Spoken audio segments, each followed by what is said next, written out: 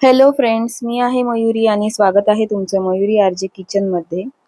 आजची जी खास रेसिपी मी तुमच्यासाठी घेऊन आली आहे ती आहे थालीपीठची रेसिपी.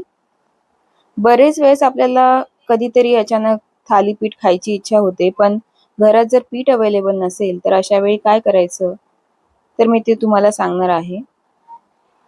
बरेच वेळेस असं असतं की काही पीठ अवेलेबल असतात आपल्याकडे, दुसरे काही पीठ नसतात मिक्स करण्यासाठी, किंवा भाजणीचं पीठ अवेलेबल नसतं. तर अशा वेळी जर आपल्याकडे चकलीचं भाजणीचं पीठ अवेलेबल असेल, घरामध्ये जर तुमच्याकडे असेल, किंवा आता तर आपल्याला शॉपमध्ये सुद्धा अवेलेबल असतं चकली भाजली पीठ, तर ते तुम्ही आणू शकता आणि ते यूज करून तुम्ही खमंग असे थालीपीठ बनवून खाऊ शकता. तर मी आता चकलीचं जे भाजणीचं जे पीठ आहे तेच यूज केलं आहे. चला तर मग वळूया रेसिपीकडे. आपल्या क्वांटिटीनुसार आपल्याला जेवढी थालीपीठं बनवायची आहेत त्यानुसार तुम्ही पीठ घेऊ शकता. थाली चकलीचं जे भाजणीचं पीठ आहे ते, त्यामध्ये चवीनुसार मीठ, मिरची पावडर, हळद हे सगळं ॲड करायचं आहे. मिरची पावडर तुम्ही कमी जास्त करू शकता, लाल तिखट जसं तुम्हाला आवडत असेल त्यानुसार. जर तुमच्या घरात लहान मुलं असतील तर तुम्ही थोडी कमी यूज करा मिरची पावडर. त्यानंतर थोडं जिरं ॲड करायचं आहे.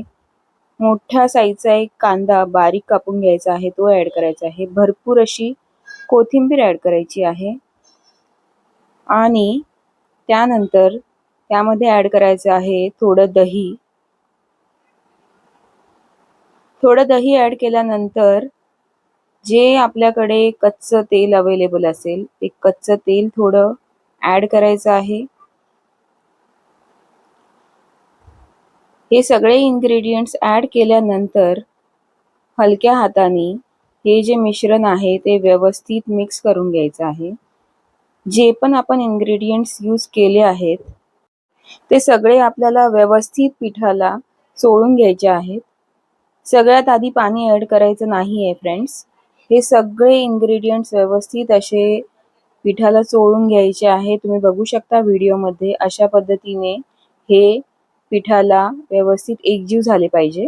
आणि आता या स्टेजला मग तुम्ही हळूहळू पाणी ॲड करत जायचं आहे आणि पीठ मळायचं आहे.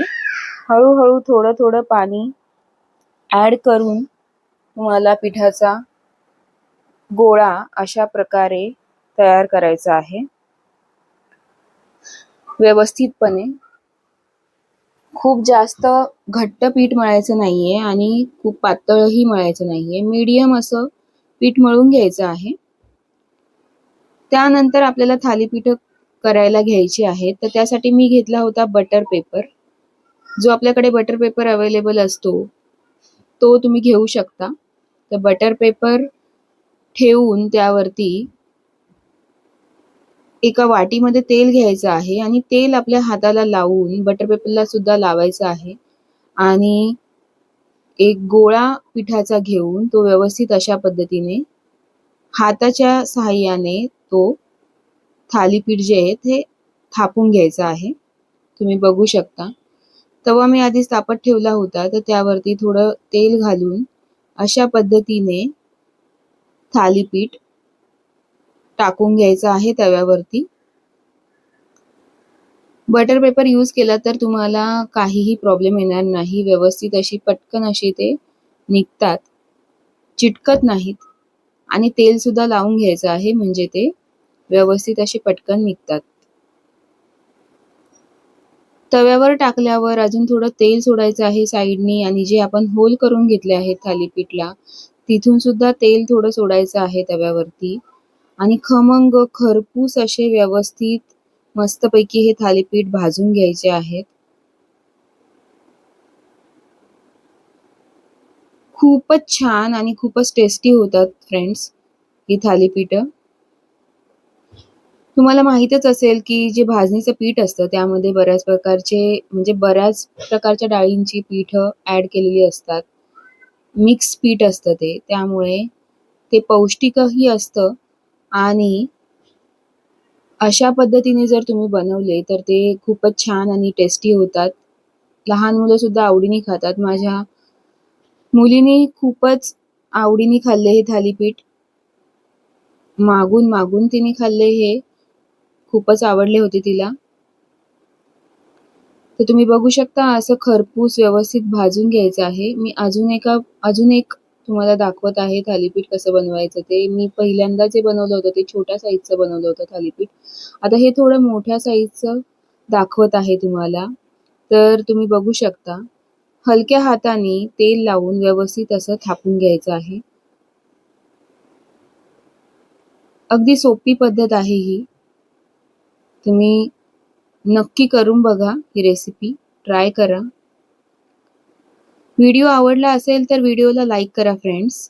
माझ्या चॅनलवर जर तुम्ही नवीन असाल तर चॅनलला सबस्क्राईब करायला प्लीज विसरू नका आणि बेल आयकॉनवर सुद्धा टॅप करा, म्हणजे तुम्हाला नवीन रेसिपींचे जे नोटिफिकेशन्स आहेत ते लगेचच मिळतील तुमच्या मोबाईलवर.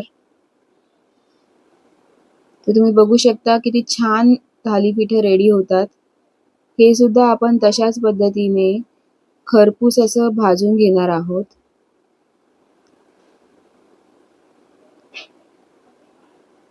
अशाच प्रकारे आपल्याला सगळे थालीपीठं करून घ्यायची आहेत. मस्तपैकी छान भाजून घ्यायचे आहेत.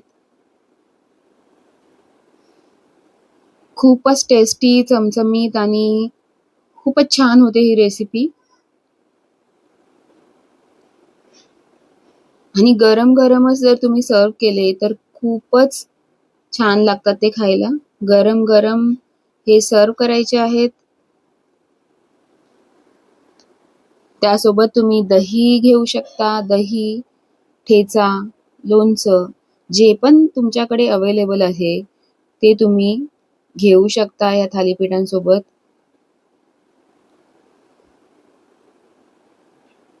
आणि नुसते सुद्धा तुम्ही जर खाल्ले ही थालीपीठं तरी ते छानच लागतात.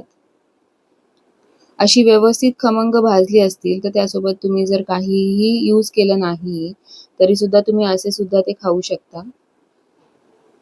तर बघू शकता फ्रेंड्स, खूपच छान रेडी होतात हे.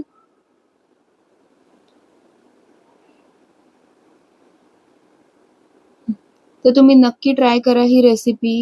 तुम्ही बनवून बघा. कशी झाली होती ते मला नक्की कळवा कमेंट्स करून. पेजला फॉलो करा फ्रेंड्स.